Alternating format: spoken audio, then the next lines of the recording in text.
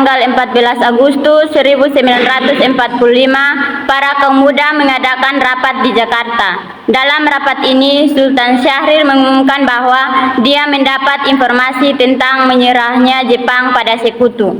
Assalamualaikum warahmatullahi wabarakatuh. Waalaikumsalam warahmatullahi wabarakatuh.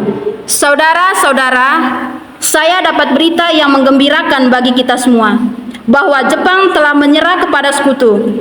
Saya mendengar berita tersebut dari radio luar negeri, maka telah terjadi kekosongan kekuasaan di Indonesia. Sungguh kabar gembira yang Anda kabarkan tadi. Apa itu kekosongan kekuasaan? Biar saya perjelas. Jadi sekarang Jepang sudah tidak berkuasa lagi di negeri kita, karena telah menyerah pada Sekutu, sedangkan Sekutu belum menguasai Indonesia. Baik, saya mengerti. Lalu, apa yang harus kita lakukan untuk menguasai kekuasaan ini? Kita meminta kepada Bung Karno dan Hatta untuk memproklamasikan kemerdekaan Indonesia secepatnya. Saya setuju dengan itu karena ini memang waktu yang tepat untuk memproklamasikan kemerdekaan Indonesia. Baiklah, kalau kalian semua setuju, mari kita pergi ke rumah Bung Karno untuk membicarakan hal ini. Iri dan mereka pergi ke rumah Soekarno dengan maksud memberitahu Soekarno akan keinginan para kaum muda ini. Waalaikumsalam. Permisi Bu, apa Bu Karno ada di dalam? Kami ingin bertemu dengannya. Ada, Bapak ada di dalam. Memangnya ada perlu apa ya? Begini Bu, ada hal yang ingin kami bicarakan. Kalau begitu silakan masuk. Saya dengar dari istri saya, ada yang ingin dibicarakan. Perihal apa itu? Begini, kami mendapat kabar bahwa Jepang telah menyerah pada Sekutu. Jadi otomatis terjadi kekosongan kekuasaan di Indonesia. Benarkah? Ya, itu benar. Dan maksud kami datang ke sini adalah untuk meminta agar segera dilaksanakan proklamasi kemerdekaan Indonesia. Secepatnya, mungkin akan saya usahakan setelah dirundingkan dengan anggota PPKI yang lainnya. Tidak bisa, kita tidak bisa menunggu lebih lama lagi karena ini merupakan waktu yang tepat untuk memproklamasikan kemerdekaan Indonesia. Apa kalian tidak memikirkan bahaya yang akan kita dapat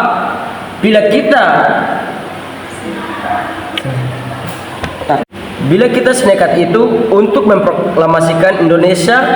Jepang pasti akan menyerang kita. Justru itu, saat ini Jepang bukan penguasa Indonesia lagi.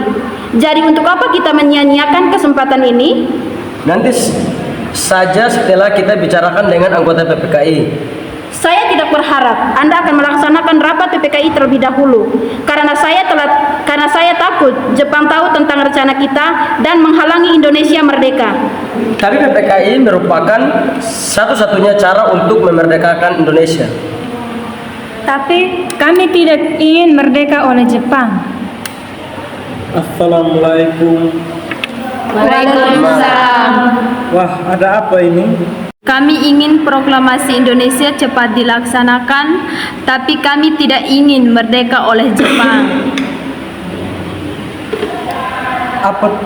Apa tidak sebaiknya kita rundingkan dulu secara matang-matang?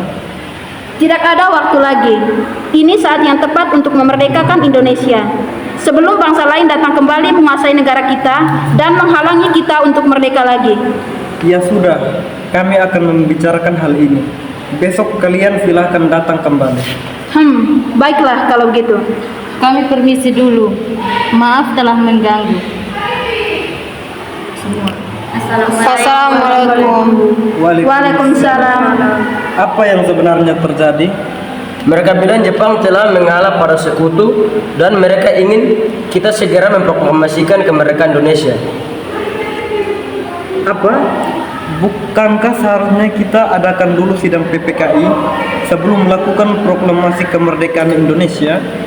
Ya, saya juga berpikir seperti itu, tapi mereka tetap memaksa untuk segera memproklamasikan kemerdekaan Indonesia. Lantas, apa yang akan kita lakukan sedangkan para kaum muda terus mendesak kita?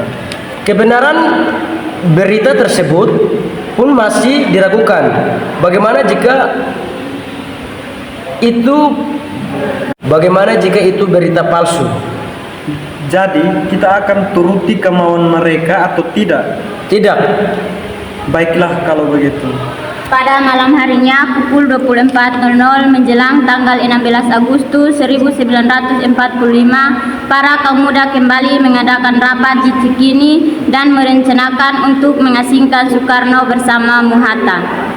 Sekarang kita lakukan, sementara para kaum tua enggan mengikuti keinginan kita.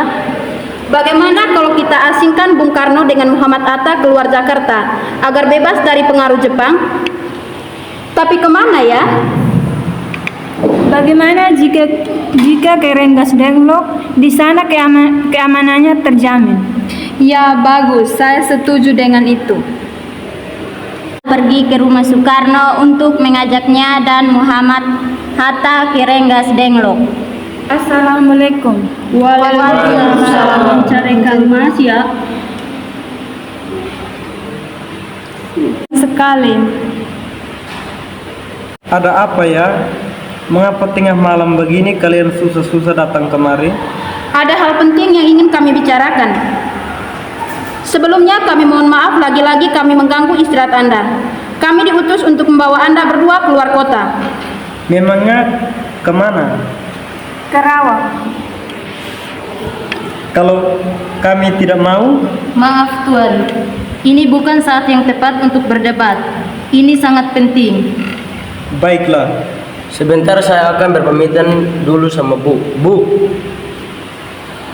Iya. Soekarno. Bu, Bapak pamit dulu. Bapak akan pergi ke luar kota. Boleh Kak, saya ikut. Akhir-akhir ini saya merasa akan terjadi sesuatu yang tidak enak tentang Kang Mas. Baiklah. Maaf, apakah sudah selesai? Kita harus cepat pergi. Ayo mari. Mereka pun pergi ke Rengas Dengklok. Mereka tiba di sebuah rumah. Di sana Bung Karno dan Muhatta terus didesak dengan cara kasar. Mereka didesak oleh kaum muda untuk segera memproklamasikan kemerdekaan Indonesia.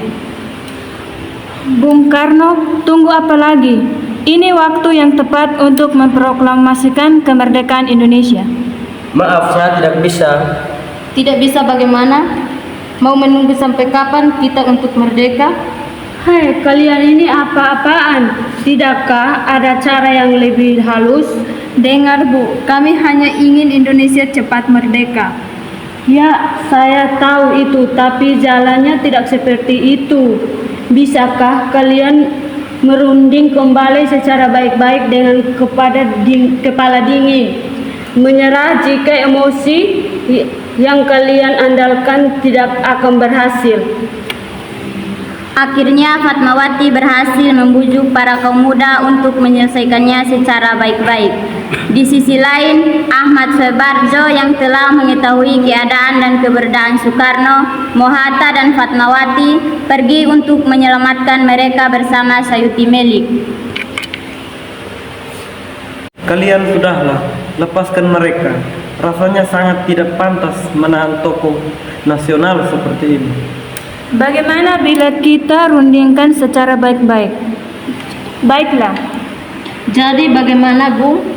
Baiklah, saya akan memproklamasikan kemerdekaan Indonesia. Ya, baguslah. Tapi di manakah kita akan membuat teks proklamasinya? Di lapangan Bagaimana jika kita ke rumah Laksamana Maida di Jakarta? Dia teman saya, orang Jepang yang mendukung kemerdekaan Indonesia. Ya, saya dengar juga dia perwira tinggi militer, jadi keamanannya bisa terjamin dan tempatnya strategis. Ya sudah, kita pergi ke sana. Mereka semua lalu kembali ke Jakarta dan pergi ke rumah Laksamana Maeda. Permisi. Ada apa nih tuan-tuan datang kemari? Apakah ada masalah? Mungkin kedatangan kami mengganggu waktu istirahat Tuan. Kami bermaksud untuk menenangkan apakah kabar Jepang menyerah pada sekutu itu benar?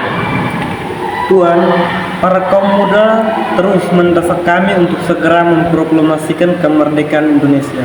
Bagaimana menurut kamu? Ya, bagus. Memang waktu yang sangat tepat. Begini, jika diperbolehkan, kami akan meminjam rumah Tuan. Boleh. Memang untuk apa? Rencananya kami akan membuat naskah proklamasi. Oh ya, silakan. Mari kita buat naskah proklamasi di ruang makan. Rasanya terlalu banyak orang yang akan membuat naskah proklamasi. Ya, sepertinya Bung Karno, Bung Hatta, dan Ahmad Subarjo pun cukup untuk sekedar membuat naskah proklamasi. Iya, sepertinya kami bisa tunggu di sini. IR Soekarno, Mohatta, dan Ahmad Subarjo pun pergi ke ruang makan untuk menulis naskah proklamasi, sedangkan yang lainnya menunggu mereka selesai. Akhirnya naskah proklamasi selesai dibuat. Sayuti Meli pun mengetik naskah proklamasi beserta perubahannya, yang dimana teks itu akan ditandatangani oleh IR Soekarno juga Mohatta. Nah, sekarang naskah proklamasi sudah selesai. Tapi di mana proklamasi ini akan dibacakan? Di lapangan Ikada. Tidak. Di situ keamanan tidak terjamin. Maaf, boleh saya menyusulkan? Bagaimana bila di rumah saya? Ya, itu bagus. Ya, saya juga setuju. Iya, bisa di sana aman. Akhirnya proklamasi pun sepakat untuk dibacakan di rumah IR Soekarno pada tanggal 17 Agustus 1945 dini hari. Semuanya bersiap-siap. Di saat semuanya sedang sibuk, Suhut tiba-tiba datang menghampiri Bung Karno. Permisi Tuan, apakah akan ada proses pengibaran bendera merah putih? Tentu saja harus.